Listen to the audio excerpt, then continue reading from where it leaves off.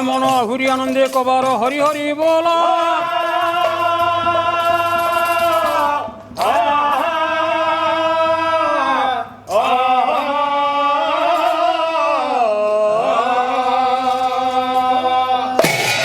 विश्व जिते कला अच्छी सबु कलार श्रेष्ठत्व स्थान अधिकार करिछि आपण मानकर ओडिशा। तेणुक ए देशर ना हेछि उत्कल। आपण मानकर कोणार्क पृथ्वीर सप्ताश्चर्य मध्य नामित हेछि। विचारक मंडली केते कला कथा आपण मानकु कहिबा। प्रथम कला चिंता करा जाऊ आपण मानकर बयन शिल्प बा लुगा बुना कला। ये लुगा बुना कला विश्व रे आ ओडिया भली लुगा बुना कला कोठी नाही। आपण मानकर रगड़ी मानियाबंध नुआपटणर पाट आपण मानकर जगन्नाथंकर पट्टवस्त्र भी तैयारी होउछि ए माटी रे। तेणुक ए माटीर पट्टवस्त्र केमिति आपण मानकर कवि सम्राट भंज प्रमाण कले ए जातिर बयन शिल्प केडे उन्नत थिला। बाहर कले झिन पीत साड़ी सिंदूरी धरी फूल कुंभ पड़ी ये रखिले रहिबा मुठा भितरे अबा रखिथिले भांस नली रे उंचिले कुंचिले सखी जे उंचिले कुंचिले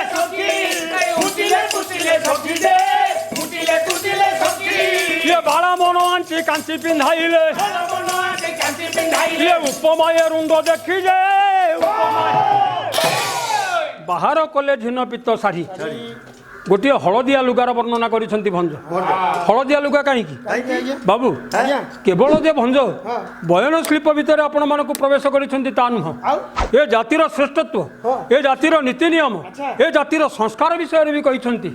झीटी मंगुलिती खाइले हलदिया लुगाटी पिंधिबो सिंदूरी धड़ी फूल कुंभ पड़ी से हलदिया लुगार धड़ी थिला सिंदूर धड़ी लाल रंगर धड़ी मंगुलिती खाइबा झी अन्य कोनसी धड़ीर लुगा पिंधि परिबो नाही।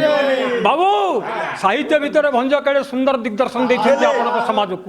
मो विचारक मंडली किमिति बुଣା आइतले से लुगा ना रखिले रहिबो मुठा भितर हाट मुठा भितर लुगा रखि हबो कि अबा रखिथिले बांस नली रे। भंज कहउछंती से लुगा को गोटे बांस नली भितर रखिथिले से माने हमर सुकुआर काउची बांस नली भितर लुगा रखि हबो कि। ओडिया कारीगर रो बयन शिल्प केते उन्नत थिला आपण माने एथरु अनुमान करिवे। आपण मानकर पत्थर शिल्पी बालेश्वर पत्थर शिल्पी नीलगिरी पत्थर शिल्पी आपण मानकर पुरी पत्थर शिल्पी सारा विश्व विदित। आपण मानकर कंसदाटिया बालकाटीर कंसदाटिया आपण मानकर कंठीर कंसदाटिया सारा विश्व विदित।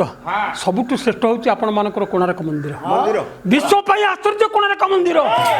लक्ष्य करिवे मोर धीमंत मंडली ये कोणार्क मंदिर निर्माता होचंती किए से ना आपण मानकर लांगुला नरसिंहदेव। लांगुला नरसिंहदेव 1200 बढ़ई 12 वर्ष श्रम ओडिशार 12 वर्षर राजस्व खर्च रे तैयारी होची विश्व विस्तृत कोणार्क मंदिर। किंतु बाबू मोर एठी गोटे पद कहिबार कथा मोर एठी गोटे पद कहिबार कथा केही जणे कहिछि कि 1200 बढ़ई द्वारा कोणार्क मंदिर गढ़ाइछि केही जणे कहिछि कि विश्व महाराणा द्वारा कोणार्क मंदिर गढ़ाइछि। समस्त कहिले कोणार्क मंदिर निर्माता होचंती लांगुला नरसिंह। आज्ञा ठीक था कुआडे गला 1200 बढ़ईकर श्रम कुआडे गला 1200 बढ़ईकर त्याग कुआडे गला 1200 बढ़ईकर कष्ट कुआडे गला 1200 बढ़ईकर गोटे वक्त हविष्वर्ण खाई निजर जीवन को पत्थर सहित पत्थर करदेवार पिपासा। मोर विचारक मंडली लांगुला नरसिंहदेव श्रेय नेले लांगुला नरसिंहदेव श्रेय नबाकू योग्य कि ना ना ना लांगुला नरसिंहदेव श्रेय नबाकू योग्य केमिति केमिति मो विचारक मंडली दिनकर घटना कोणार्क मंदिर निर्माण समय लांगुला नरसिंहदेव कटक बारबाटी दुर्ग रथिले से कोणार्कर गोटे अस्थायी दुर्ग तैयारी करी सेठारे से ब्रह्मचर्य जीवन भी यापन करुथिले। 12 वर्ष पर्यंत लांगुला नरसिंहदेव स्त्री बंडा देवी सहित मिलित होई नाहंती। 12 वर्ष पर्यंत लांगुला नरसिंहदेव हविषार्ण व्यतीत अन्य किछि भोजन करि नाहंती। प्रतिदिन रातिले दरवेश रूप छद्मवेश राजा लांगुला नरसिंहदेव बुलुथिले आज्ञा ओडिशार कोण अनुकोण ओडिशार प्रति पल्ली भितर बुलुथिले। एमिति दिने बुलु बुलु पहुंची जाइछंती प्राचीन नई कूल रे गोटे शिल्पी ग्राम रे राति अनेक हो गलानी शोष लागिला गोटे बौल गछ मूल रे कूटी अच्छी से बौल गछरे घोड़ाटी के बांधी देई से कूरु पानी मंदी काढ़ी राजा से पानी मंदी को पी सेठी श्रम निवारण करुथिले।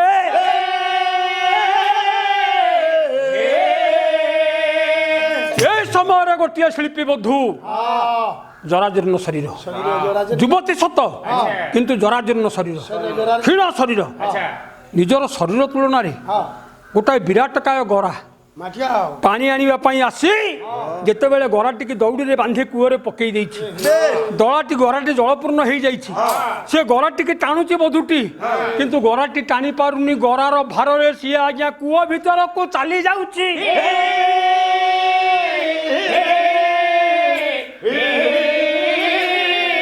ଧରି ପକାଇଲେ ବାହୁକୁ ରାଜା ଲାଙ୍ଗୁଳା ନରସିଂହ ଦେବ କହିଲେ ମା ଏ କୁଚ୍ଛର ସାଧନା କାହିଁକି ଏ କଠିନ କର୍ମ କାହିଁକି କରୁଛ ସେହି ସମୟରେ ସେ ଶୀର୍ଣ୍ଣକାୟ ବୋହୁର ଆଖିରୁ ଧାର ଧାର ଲୁହ ବୋହି ଯାଉଛି କାନ୍ଦି କାନ୍ଦି ବୋହୁଟି କହିଲା କ'ଣ କହିଲା ହେ ରାଜା କହିବି ମୋ ଦୁଃଖ ଶୁଣିବେ ଆପଣ ଶାଶୁ କହେ ତୁଟା ଏଡ଼େ ଅଲକ୍ଷଣୀ ଯେବେ ଆସିଲୁ ମୋ ଘର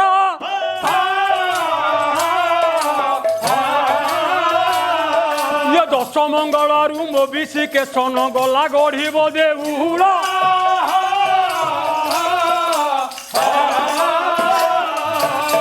ଆଜ୍ଞା ଶିଳ୍ପୀ ବଧୂ ଜାଣେନି ଯେ ଇଏ ଉତ୍କଳର ସମ୍ରାଟ ବୋଲି କହିଲା ହେ ମହାମହିମା ମୋ ଶାଶୁଙ୍କର ବିଚାରରେ ମୁଁ ଗୋଟେ କୂଳ ମୁଁ ଯୋଉ ଦିନ ଏ ଘରେ ପାଦ ଦେଲି ସେଇଦିନ ଏ ଘର ସିରି ତୁଟିଗଲା ମୁଁ ଆସିବାର 10 ଦିନ ପରେ ଗଜପତି ରାଜାଙ୍କର ନିର୍ଦ୍ଦେଶ ପାଇ ମୋ ସ୍ୱାମୀ ଯାଇଛନ୍ତି କୋଣାର୍କ ମନ୍ଦିର ଗଢ଼ିବା ଆଜିକି 3 ବର୍ଷ ବିତିଗଲାଣି 3 ବର୍ଷ ହେଲା ଦେଖିଲିନି ତାକୁ ମୋ ଘରେ ପାଏ ମୁଁ ସହଜା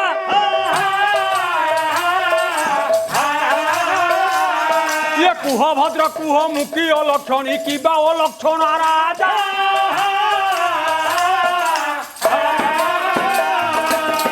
बहुत कहला हे महाभाग मो सासू कहती 3 वर्ष है मो पुआ गला मो पुआ मुँह मु देखी पारुनी मोर मरण समय है मु नाती मुह बा देखी कौठू जिते पुओ मुह देखी पारुनी नाती मुह देखी कौठू तो लक्षणी लगी आज ये घटना घटिला झीटी पचारुची से आगंतुक को हे महाभाग आपण कहतु तो देखी एथिपाई मु दायी ना दायी ओडिशार राजा कहीं कथा कहली मु ना नारी मेले राजा संतोष बंचुची आंभ को विच्छेद दिए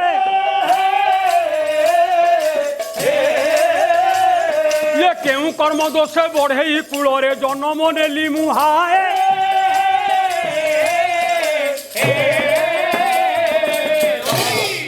से स्त्रीटी कहला हे महाभाग ओडिशार गजपति राजा नारी मानक संगरे आनंद रे आमोद प्रमोद करी जीवन बिचौथिबा बेले ये शिल्पी बधू मानकर दुख आपण देखंतु मो सासू मते एई जंत्रणा दिए एमिति बड़ गरे पानी काढ़ी काढ़ी मो जीवन ए अवस्था आसी हेलानी कहंतु तो विचारक मंडली क्षण स्तब्ध हो गले राजा आखिर अबारित अश्रु बोही जाऊँगी झीटी की बुझे सुझे घर को छाड़िले किंतु से झीटी रही आज्ञा ता परदिन प्रत्युषरु प्राची नईरू मिलला तार भाषमान शब प्राची नईरू मिलला तार भाषमान शब हे मोर विचारक मंडली आपण मैंने विचार करंतु तो जो कोणार्क देखी आज आपण मैंने आमोदित होउछंती जो कोणार्क देखी आज आपण मैंने आह्लादित होउछंती जो कोणार्क देखी आपण मैंने निजको ओडियार गर्व बोली प्रतिपादित करबा को चाहुछंती केबे चिंता करिछंती से कोणार्क को गढ़ी शिल्पी मानकर कथा आउ गोटे शिल्पीर कथा कहूची आउ के भाबुची उड़ी जाती लो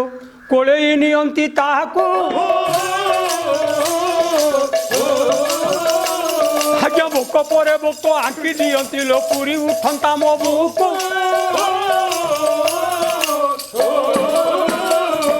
दीर्घ 12 वर्ष पर्यंत संसार त्याग करछंती सेमाने निजको पत्थर बळी कर दैछंती सेमाने पत्थर सहित पत्थर हो जाइछंती सेमाने निर्जीव पत्थर देहरे प्राण संचार कला बेले निजर प्राण को पत्थर कर दैछंती सेमाने ये दिने बुझिछि सेमानकर कथा ये दिने चिंता करछि सेमानकर कथा सेई शिल्पीर अभिशाप रे रहिलानी कोणार्क मंदिर से कोणार्क मंदिर भांगी पड़िला आज्ञा मो विचारक मंडली काहे की गजपति की श्रेय दिया जिवो काहे की गजपति की श्रेय दिया जिवो कोणार्क मंदिर निर्माता बोली गजपति अवदान कौन थिला लक्ष्य करिवे मोर विद्वान मंडली କୋଣାର୍କରେ ଆଜ୍ଞା 3 ପ୍ରକାର ଶିଳ୍ପୀ କାମ କରୁଥିଲେ।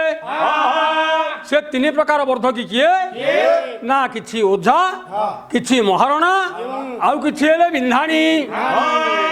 ସେଇମାନଙ୍କ ଭିତରେ ଜଣେ ଥିଲେ ବିନ୍ଧାଣୀ, ଯାହାଙ୍କ ନାଁ ହେଉଛି ଜଗୁ ବିନ୍ଧାଣୀ। ଏ ଜଗୁ ବିନ୍ଧାଣୀଙ୍କ କଥା ମୁଁ କାହିଁକି ଉପସ୍ଥାପନା କଲି ନା ଗଜପତି ଆପଣମାନଙ୍କର ଲାଙ୍ଗୁଳା ନରସିଂହ ଦେବକୁ କୋଣାର୍କ ମନ୍ଦିର ଗଢ଼ିବାର ଶ୍ରେୟ କାହିଁକି ଦିଆଯିବ ସେ ଉଦ୍ଦେଶ୍ୟରେ ବିଚାରକ ମଣ୍ଡଳୀ ଏଇ ଯେଉଁ ଜଗୁ ବିନ୍ଧାଣୀ, ଏ ଜଗୁ ବିନ୍ଧାଣୀ କାହାକୁ କହିବା ନା ବିନ୍ଧାଣୀ କୋଉମାନେ? ଓଝା ମାନେ ଯିଏ ଲୁହା କାମ କରନ୍ତି, ମହାରଣା ମାନେ ଯିଏ ମନ୍ଦିରର ନକ୍ସା ତିଆରି କରନ୍ତି। ଏ ବିନ୍ଧାଣୀ କୋଉମାନେ? ଗୋଟିଏ ପଦ କହିଲେ ହାତୀ ହାତ ପାଲି ଦେଉଳ ଧ୍ୱଜା, ଯେ ଗଢ଼ି ଜାଣେ ସେ ବିନ୍ଧାଣୀ ରାଜା। ଯିଏ ହାତୀ ଗଢ଼ି ଜାଣେ ତାକୁ କହିବା ବିନ୍ଧାଣୀ। କାରଣ ଆପଣ ଯେତେ ମୂର୍ତ୍ତି ଗଢ଼ିବେ ହାତୀ ମୂର୍ତ୍ତି ଗଢ଼ିବା ଭାରି କଷ୍ଟ। କାରଣ ହାତୀର ଆଖି ତା ଶରୀର ତୁଳନାରେ ବହୁତ ସାନ। ସେଇ ଛୋଟକୁ ଯିଏ ଅନୁମିତ କରିପାରେ ତାକୁ କୁହାଯିବ ବିନ୍ଧାଣୀ। ହାତୀ ହାତ ପାଲି, ହାତ ପାଲି ଅର୍ଥାତ ହାତର ମୁଦ୍ରା। କୋଣାର୍କରେ ଆପଣ ଅନେକ ପ୍ରକାର ମୂର୍ତ୍ତି ଦେଖିବେ। ଅଳସା, ମର୍ଦ୍ଦଳା, ତୁରୀ, ଚାମରୀ, ଲେଖନୀ, ଏଇ ଯେଉଁ ମୂର୍ତ୍ତି ତାଙ୍କର ହାତର ମୁଦ୍ରା କେମିତି, ଅଳସା ନାୟିକାର ମୁଦ୍ରା କେମିତି, ଦର୍ପଣୀ ନାୟିକାର ମୁଦ୍ରା କେମିତି, ଏ ମୁଦ୍ରାକୁ ଯିଏ ଗଢ଼ି ଜାଣେ। ଦେଉଳ ଧ୍ୱଜା, ଦେଉଳ ଉପରେ ଯେ ଧ୍ୱଜା ତିଆରି କରିବାର କୌଶଳ ଜାଣେ ତାକୁ କୁହାଯାଏ ବିନ୍ଧାଣୀ। ସେ ବା ସ୍ଥପତି ଯାହା କୁହାଯାଏ। ସେଇଭଳି ଜଣେ ବିନ୍ଧାଣୀ ଥିଲେ ଜଗୁ ବିନ୍ଧାଣୀ। ସେ ଜଗୁ ବିନ୍ଧାଣୀଙ୍କର ବଡ଼ ଦୁର୍ବଳତା ଥିଲା କ'ଣ ନା ପାନ ଖାଇବା। ପାଟିରୁ ପାନ ସଇଲେ ଆଉ କାମ ହେଇପାରିବନି। ତେଣୁ ତାଙ୍କର ଗୋଟିଏ 12 ବର୍ଷର ନାତି ତାଙ୍କ ପଛପଟେ ଠିଆ ହେଇଥାଏ। ହାତର ଗୋଟିଏ ପାନ ଡାଲା ଧରି, ଗୋଟିଏ ତାଳ ଛତାଟିଏ ମୁଣ୍ଡ ଉପରେ ଢାଙ୍କି ପାନ ଡାଲାଟି ଧରି ନାତି ଠିଆ ହେଇଥାଏ। ଶିଳ୍ପୀର ପାଟିରୁ ପାନ ସରିଲେ ସେ ପଛକୁ ହାତ ବଢ଼େଇବ, କିନ୍ତୁ ନିମଗ୍ନ ଥିବ ମୂର୍ତ୍ତି ଗଢ଼ାରେ। ପଛକୁ ହାତ ବଢ଼େଇବ, ନାତି ପାନ ଖଣ୍ଡିଏ ଦବ। ସେ ପାନ ଖଣ୍ଡିକୁ ଖାଇବ, ପୁଣି ଆଜ୍ଞା ନିହଣ ମୁଗର କସରତ ଚାଲିବ। ଏ କଥାକୁ ଲକ୍ଷ୍ୟ କରୁଛନ୍ତି ରାଜା ଲାଙ୍ଗୁଳା ନରସିଂହ ଦେବ। ଦିନେ କଲେ କ'ଣ, ସେ ନାତିଟିକି ପାଖେଇ ଦେଲେ। ନିଜେ ଗଜପତି ରାଜା ଉଆସରୁ ଗୋଟିଏ ଡାଲାଏ ହବ ପାନ ଭାଙ୍ଗି ଛତା ଖଣ୍ଡିଏ ଧରି ଶିଳ୍ପୀର ପଛରେ ଛିଡ଼ା ହେଇଛନ୍ତି। ଶିଳ୍ପୀର ପାଟିରୁ ପାନ ସରିଲା ଯେତେବେଳେ ଶିଳ୍ପୀ ହାତ ବଢ଼େଇ ଦେଇଛି, ରାଜା ଖଣ୍ଡିଏ ପାନ ବଢ଼େଇ ଦେଲେ। ଶିଳ୍ପୀ ତାକୁ ପାଟିରେ ଭରି କରି ଯେତେବେଳେ ଚୋବେଇ ଦେଇଛି, ଏତ ନୁହେଁ ଘର ଭଙ୍ଗା ନାତି ହାତ ପାନ, କାରିଗର ବିଚାର ଇ ମନେ, ପୃଷ୍ଠ ଦେଶେ ଉଭା ତାର ଗଜପତି, ଚକ୍ଷୁ ତଳେ ଚାହିଁଲା ସମ୍ଭ୍ରମେ।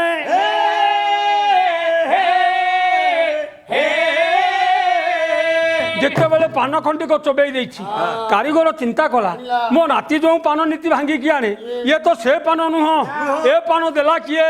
ଯେତେବେଳେ ପଛକୁ ଚାହିଁ ଦେଇଛି, ଦେଖିଲା ବେଳକୁ ନିଜେ ଗଜପତି ରାଜା ତାଳ ଛତା ଖଣ୍ଡିଏ ଧରି ହାତରେ ପାନ ଡାଳଟି ଧରି ତା ପଛରେ ଛିଡ଼ା ହେଇଛନ୍ତି।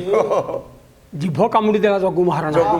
ପଡ଼ିଗଲା ଗଜପତିଙ୍କ ପାଦ ତଳେ, କହିଲା ମଣିମା, ଏ ଅକିଞ୍ଚନ ପାଇଁ ଇଏ କି ସେବା, ଏ ଅକିଞ୍ଚନ ପାଇଁ ଇଏ କି ଦୟା, କାହିଁକି ମତେ ପାପରେ ଭାଗି କଲେ ମଣିମା?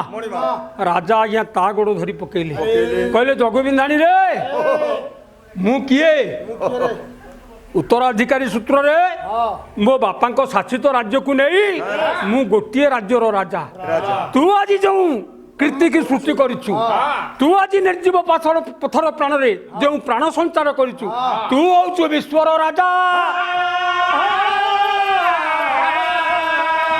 ତୁ ମୋର ବନ୍ଦ୍ୟ, ତୁ ମୋର ନମସ୍ୟ, ତୁ ମୋର ଆରାଧ୍ୟ। ମୋ ବିଚାରକ ମଣ୍ଡଳୀ ଏତେ ବଡ଼ ତ୍ୟାଗ ସ୍ୱୀକାର କରିଥିବା ରାଜାଙ୍କ ନାଁରେ କୋଣାର୍କ ମନ୍ଦିର ନାମିତ କରିବା ଭୁଲ ହେଇଗଲା କି? ମୋ ବିଚାରକ ମଣ୍ଡଳୀ, କୋଣାର୍କ ମନ୍ଦିର ଓଡ଼ିଶାର ପ୍ରାଣ, ଓଡ଼ିଶାର ସମ୍ମାନ, ଓଡ଼ିଶାର ଗୌରବ। ଆପଣମାନେ ଚିନ୍ତା କରନ୍ତୁ, ସେତେବେଳର ବିଦ୍ୟା ଆଉ ଆଜିର ବିଦ୍ୟା। ଆଜିର ପିଲାମାନେ ବିଦ୍ୟା ଅଧ୍ୟୟନ କରୁଛନ୍ତି, ଆଜିର ବାପା ମା ମାନେ ପିଲାଙ୍କୁ ପାଠ ପଢ଼ାଉଛନ୍ତି। ଇଏ ପେଟ ପୋଷା ପାଠ, ଇଏ ପେଟ ପୋଷା ପାଠ। ପୁଅ ମୋର ପାଠ ପଢ଼ିବ, ପୁଅ ମୋର ଚାକିରି କରିବ, ପୁଅ ମୋର ଦରମା ଆଣିବ, ପୁଅ ମୋର ବଡ଼ ଲୋକି ହବ, ପୁଅ ମୋର କଳାବଦାରୀ କରିବ, ପୁଅ ମୋର ଲାଞ୍ଚ ଖାଇବ, ପୁଅ ମୋର ବଡ଼ ଲୋକ ହବ। କିନ୍ତୁ ସେତେବେଳେ ପାଠ ତା ନଥିଲା। କାହିଁକି କହିବେ କଥା? 1200 ବଢ଼େଇ କୋଣାର୍କ ମନ୍ଦିରର ଶୀର୍ଷ ଥୋଇ ପାରୁନାହାନ୍ତି, ମୁଣ୍ଡି ମରୁନି କୋଣାର୍କ। 12 ବର୍ଷର ପୁଅ ନା ଯାର ଧରମା, बापा को देखिनी पिला दिन नहीं। माँ पेट्रे थिला बेले बापा जाइछि कोणार्क मंदिर गढ़िबा बापा को चिन्हिबा पाई बाड़ी बरकोली आ बलिया कुकुर को सांगरे नेकी जाइछि बेश बेश से 12 वर्षर पुओ धर्मा की पाठ पढ़िथिला किए ताकू पाठ पढ़ेइला घरे गोटे असहाय माँ से माँ ताकू पाठ पढ़ेइछि ना सेतेबेले जाति एते शिक्षित थिला सेतेबेले जाति एते आदर्श थिला प्रति गाँव थिला आपण मानकर चाहाली प्रति गाँव थिला आपण मानकर आखड़ा घर जोठारे शरीर चर्चा होउथिला जोठारे शिक्षा दीक्षा दिया जाउथिला सम पिला मानकु शिक्षा दीक्षा जाउथिला मो विचारक मंडली जेतेबेले समस्ते निराश हो गले राति पाइले कोणार्क मंदिर शेष दिन निर्माण शेष दिन मुंडी मरी पारुनी समस्ते चिंता कर बसुंती यही समय 12 वर्षर पुओ धरमा चढ़ीगला कोणार्क मंदिर शीर्ष को थईदेला दधि नौती बाबू केते से ओजन केते ओजन से दधि नौतीर केते पढ़ंतु गोटे बही जदि जीवन में केबे सुजोग पाउछंती ज्ञानपीठ विजयिनी प्रतिभा रायकर जे आपणकर शिलापद्म शिलापद्म बही पढ़ंतु जानवे कोणार्क मंदिर शीर्ष जो दधि नौती बसला 240 मोहन 240 मोहन ओजन पत्थर को 12 वर्षर पुओ केमिति बसैला किए शास्त्र द्वारा बसैला किए बुद्धि द्वारा बसैला आपण मानकर गोटे बही यज्ञ कामधेनु कोणार्क एक वस्तुतात्विक अध्ययन लेखक कहले इंजीनियर सदाशिव महाराणा परंतु से बही जीवन में सुजोग मिलुची जानवे से कौ शिल्प द्वारा कोणार्क मंदिर शीर्ष बसी कही धर्मा एम बड़ भाग्य मिलिला सुजोग आसी एथि जथा काले ये मंडिली देउल चूड़ा कुट शिल्पे शिखिली जा शिशु काले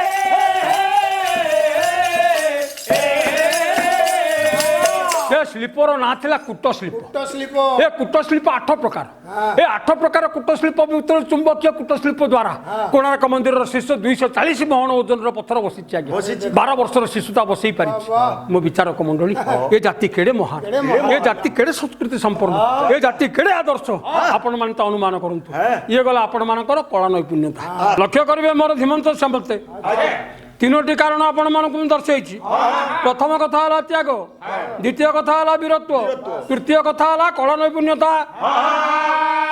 ओडिया मानकर चतुर्थ गर्व कौन मो धन संगीत ओडिसी संगीत जहाँ आज विश्व दरबार में मान्यता लाभ करिछि संगीत को नहीं आम मैंने आज गौरवान्वित होइछे से ओडिसी संगीतर गोटे दिग उपर आलोचना करबा आपण मानकर चंपू साहित्य जदि जीवन में केवल सुजोग पाउछंती गोटे बही पढ़ंतु आज्ञा कविचंद्र कालीचरण पट्टनायक बहीटर ना है चंपू प्रवेश ये जो किशोर चंद्रन चंपू क वर्ण ठारू क्ष वर्ण पर्यंत लिखा जाइछि ये केवल 3टी चरित्र को नहीं रचित होइछि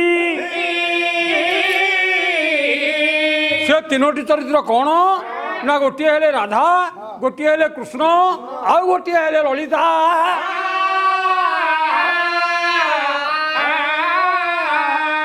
केड़े सुंदर आपण मानकर से चंपू संगीत टिकी आलोचना करिबा भाई प्रथम आसु क चंपू क ठारू क्ष पर्यंत चंपू लिखा जाइछि क चंपू दिने राधा कहिले सखी ललिता मोर आज कौन होइछि जहा मु तो निकट रे भाषा रे प्रकाश करि पारुनी कौन कहिले ललिता कौन कहिले आपण मानकर राधा राधा कहउचंती क चंपू कवि हेले किए से ना कवि सूर्य बलदेव रथ राधा कहिले कौन कहले कि हे रे कि हे रे कही तनु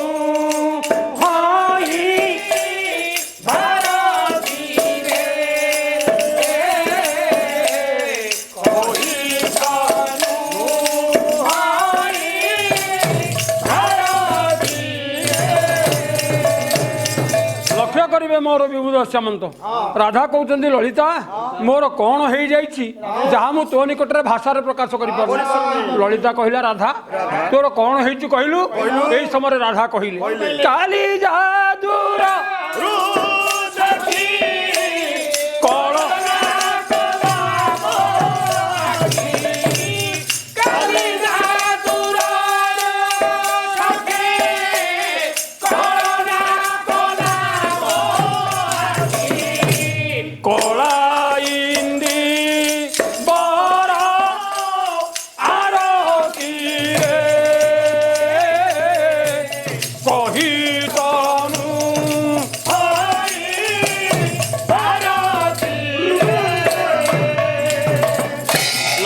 ହେବେ ମୋର ଗୁଣିଜନ ଭୂଷଣ।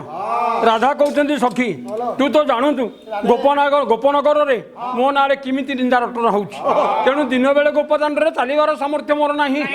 କାଲି ମୁହଁ ସଞ୍ଜ ବେଳେ ପାଣି ଗରାଏ ଆଣିବା ପାଇଁ ଯେତେବେଳେ ଯମୁନା କୂଳରେ ପହଞ୍ଚିଲି କ'ଣ ଦେଖିଲି ଜାଣିଛୁ? କେଳି କଦମ୍ବ ଲତାର କୋଳେ କି ଶ୍ୟାମଳ ତାର ତେଜ ସେ ରବି ସୂତାର ତୀରେ। ଶ୍ୟାମଳ କଦମ୍ବ ଲତାରେ ଶ୍ୟାମଳ କୃଷ୍ଣ ବିଦ୍ୟମାନ।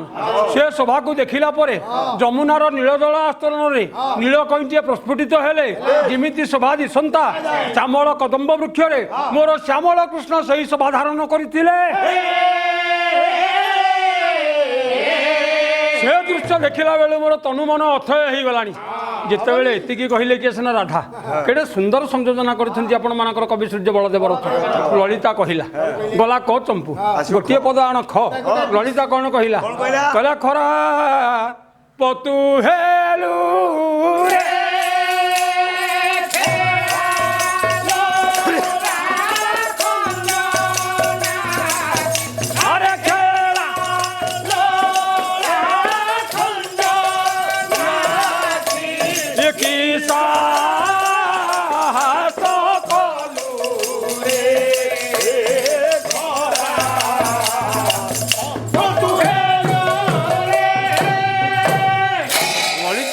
ରାଧା ତୁ ଖରାପ ହେଇଗଲୁ ରେ ଖେଳା ଖଞ୍ଜରୀର ଦୃଶ୍ୟ।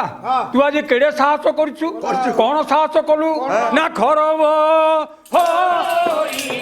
ସୁରା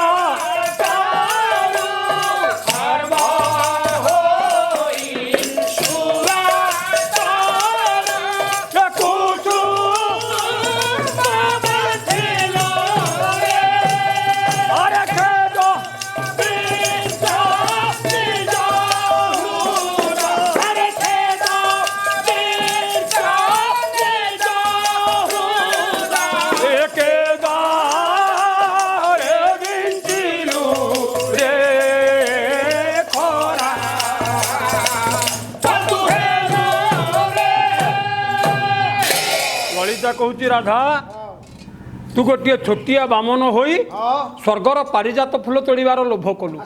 ଯାହାର ପରିଣାମ କ'ଣ ହେଲା ନା ଖେଦ ବୀଜ ନିଜ ହୃଦ କେଦାରେ ବିଞ୍ଚିଲୁ। ଖେଦ ବୋଇଲେ ଦୁଃଖ, ବୀଜ ବୋଇଲେ ମଞ୍ଜିକି ନିଜର ହୃଦୟ ରୂପକ ଜମିରେ ବୁଣିଲୁ। ଯଦି ଦୁଃଖ ମଞ୍ଜି ବୁଣିଲୁ ସେ ଦୁଃଖ ମଞ୍ଜିରେ ଦୁଃଖ ଫଳ ନ ପଡ଼ି କ'ଣ ସୁଖ ଫଳ ଫଳିବ କି? ଯେତେବେଳେ ଏତିକି କହିଲେ ଲଳିତା, ରାଧା କହିଲା ସଖୀ ସେ ଗଲା କଥା ତ ଗଲାଣି, ସେ ଗଲା କଥା ମନେ ପକେଇ ମତେ ଆଉ ଦୁଃଖ ଦେନା। ଆଜ୍ଞା କି ସୁନ୍ଦର ସଂଯୋଜନା କରିଛନ୍ତି କବି ସୂର୍ଯ୍ୟ। କ'ଣ କହୁଛନ୍ତି ରାଧା? କ'ଣ କହୁଛନ୍ତି ରାଧା? ଆରେ ଗୋପାତ ସିନା ମୁଁ ତୋତେ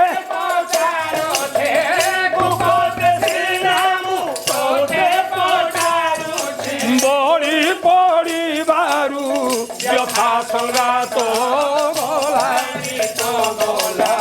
କଥା ସଙ୍ଗାତ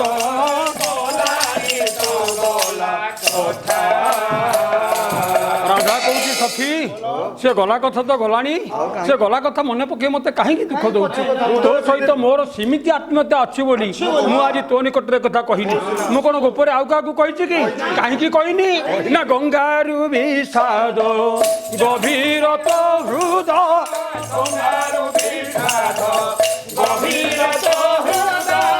ଗଣ୍ଠି ଧନ ତୋର ସ୍ନେହ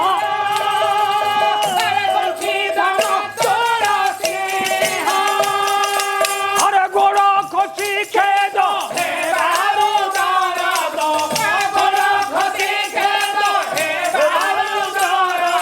ବଞ୍ଚିବା ଉପାୟ କୁହ ସଙ୍ଗାତ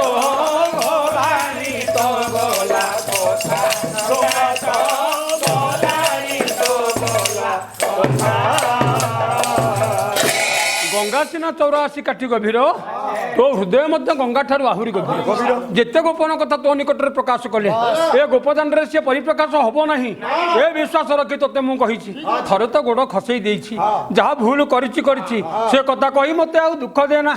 ଯେତେବେଳେ ରାଧା ଏତିକି କହିଲେ ଲଳିତା କହୁଛି ଆଜ୍ଞା କି ସୁନ୍ଦର ସଂଯୋଜନା କରିଛନ୍ତି କବି ସୂର୍ଯ୍ୟ।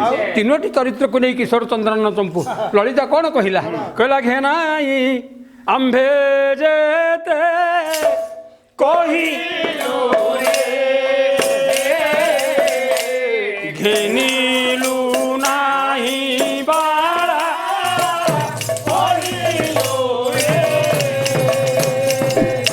ললিতা কହୁଛି রাধা যেতবেলে আমি সমস্তে মনা করুলু এ প্রেম পথ বড় পিছুল পথ এ পিছুল পথরে জমা তু পাদ দে না তু কোন আম কথা শুনিলু তু আম কথা মানিলু যার পরিণাম হেলা কোন যার ফল হেলা কোন না ঘৃত ঘট শিক্ষা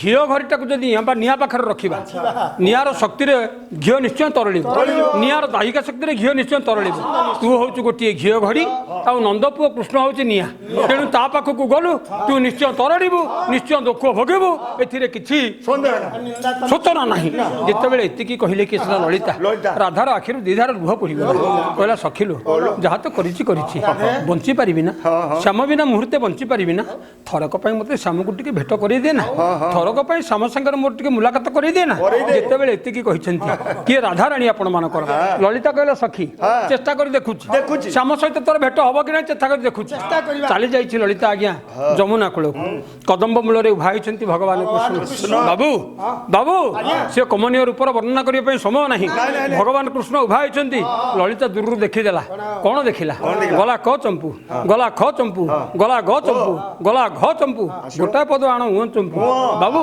কি সুন্দর ভাବରେ ସଂଯୋଜନା କରିଛନ୍ତି ଆପଣମାନଙ୍କର କବି ସୂର୍ଯ୍ୟ ବଳଦେବ ରଥ ମହୋଦୟଜୀ କଣ କହିଲା ଲଳିତା କଣ କହୁଛି ନାହିଁ କି ଶ୍ରୀ ଅଙ୍ଗ ସୁଖ ନୁଆ ନୋଟ ପଟଳି ମୁକୁଟ ହେ ନାହିଁ କି ଶ୍ରୀ ଅଙ୍ଗ ସୁଖ ନୁଆ ନୋଟ ପଟଳି ମୁକୁଟ ହେ নিপটলি যদি সুঠিত আজ নিপটলি নিরল চন্দ্র মুখ নুয়া নট পটলি মুকুট জানাহি কি সুখ নুয়া নট পটলি মুকুট কৌଛନ୍ତି হে ନୂଆରଟ ପଟଳି ମୁକୁଟ ଭଗବାନ କୃଷ୍ଣ ଆଜି କ'ଣ ଶ୍ରୀଅଙ୍ଗ ସୁଖ ନାହିଁ କି କାହିଁକି ଆଜି ସଦସର ସୂର୍ଯ୍ୟ ମୁଖଟା ମଳିନ ପଡ଼ିଯାଇଛି ଆଜ୍ଞା କି ସୁନ୍ଦର ସଂଯୋଜନା ରାଧା ଲଳିତାଙ୍କର ଉକ୍ତି ଚାଲିଗଲା ଆସିବ କୃଷ୍ଣ ଲଳିତାଙ୍କର ଉକ୍ତି ଏହି ସମୟରେ କୃଷ୍ଣ କହିଲେ ଗଲା କ ଚମ୍ପୁ ଖ ଚମ୍ପୁ ଗ ଚମ୍ପୁ ଘ ଚମ୍ପୁ ଭ ଚମ୍ପୁ ଆସୁ ଗୋଟାଏ ପଦ ଚ ଚମ୍ପୁ କହିଲ ଚାହିଁ ଚାହିଁ ତୋ ସରଣୀ କକୁ ଭକୁରେ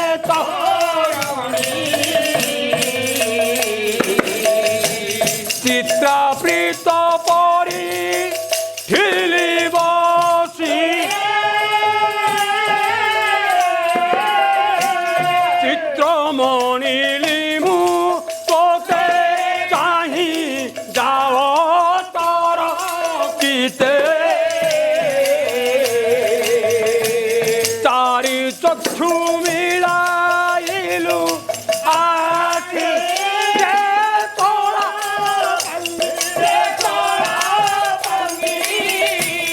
চন্দ্ররুচি পুরী সুধা ধরে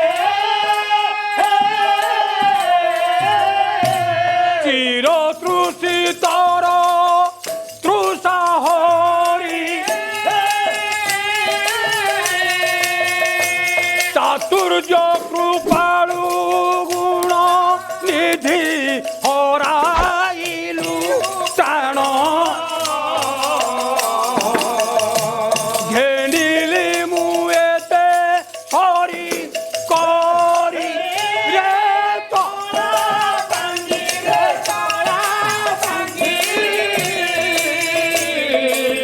লক্ষ্য করিবে মোর জীবন্ত শ্যামন্ত ए चंपू साहित्य को आलोचना कले हुए तो गोटे राति पाला हो जाए ଆଜ୍ଞା आपण मानकर कविचंद्र कालीचरण पट्टनायक चंपू प्रवेश जो बहीटी लिखिं से बहीटी के पढ़ु जीवन में थे जापर ओडार ये जो किशोर चंद्रान चंपू तार भाव के तार महत्व के ओडिया तो भितर पूरी कर रही छाड़ी दिंतु आज्ञा ये गला आपण मानकर चतुर्थ कारण संगीत पंचम कारण जगन्नाथ ଜଗନ୍ନାଥ ओडिया जदि सारा पृथ्वी आज विश्ववंदित होती गर्व करुए ताले जगन्नाथ लगी कहीं उत्कल नेतार नाही प्रयोजन रे नाही प्रयोजन रे नाही प्रयोजन उत्कलर नेता निजे नारायण उत्कलर नेता निजे नारायण निजे नारायण उत्कलर नेता निजे नारायण लक्ष्य करेंगे मोर धीमंत सेमंत जदि ओडियार गर्व बोली किसी थाए ताले सी होउछन्ति जगन्नाथ ए बाबू सारा विश्व रे जते तीर्थ अछि सारा विश्व रे जते ठाकुर होछन्ति ये जगतर नाथ जगन्नाथ को ठारु बड़ी ठाकुर केही नाही काशीर ठाकुर कहले मु काशीनाथ बद्रिकार ठाकुर कहले मु बद्रीनाथ रामेश्वर ठाकुर कहले मु रामनाथ द्वारकार ठाकुर कहले मु द्वारकानाथ ओडिशार ठाकुर कहले कि मु ओडिशार नाथ बोली ओडिशार ठाकुर कहले मु जगतर नाथ जो ठारे जाति नाही जो ठारे गोष्ठी नाही जो ठारे समष्टि नाही विश्व को निजर भातृत्व प्रेम जी बांधी रखिछन्ति निजर भाई के सांगर नै जी सिंहासन ने बसछन्ति से जगन्नाथंकर धाम पवित्र धाम पृथ्वीर समस्त आश्चर्यर केन्द्र स्थली बाबू गोटे पद गाइबी आपण मानकर कवि सम्राट उपेन्द्र भंज कौन कहले कहले सिंधु तटे श्री पुरुष तम क्षेत्र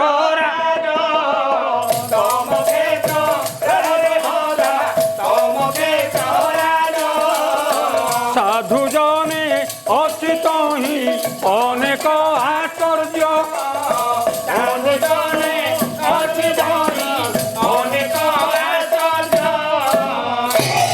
जिते आश्चर्य वस्तु अच्छी सबू आश्चर्य वस्तुर गंताघर हूँ आपण मानकर जगन्नाथ धाम बेसी कथा कहवाई बेल ना गोटे आश्चर्य कथा कहि आज्ञा गोटे आश्चर्य कथा सुभद्रा परिणय कवि सम्राट भंज सनुप्रास कौन कहले ना से माटी सरे ब्रह्म हत्या पाप हरे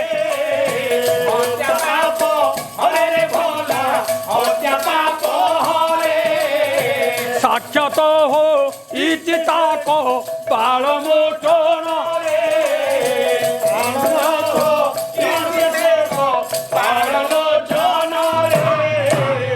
जो माटी पाद देले ब्रह्महत्या भली पाप दूर हो जाए निजे स्वयं शिव ब्रह्महत्या पापर मुक्त होती यही से पवित्र माटी आपण मानकर जगन्नाथंकर माटी यही हूँ से पवित्र धाम आपण मानकर उत्कल धाम वंदे उत्कल जननी वंदे उत्कल जननी वंदे उत्कल जननी।